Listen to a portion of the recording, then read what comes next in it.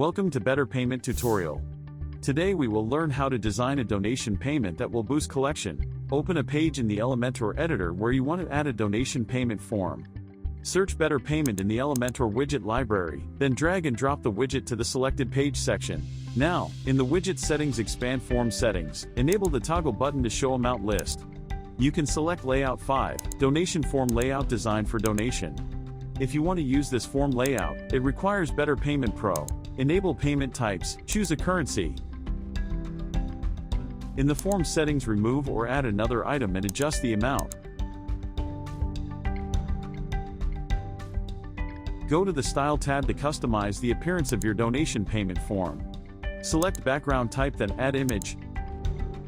Form button style to hover from normal, add different colors and more according to your need. In this Advanced tab, you can customize the layout of your form as you like. This is how you design a donation payment form using Better Payment.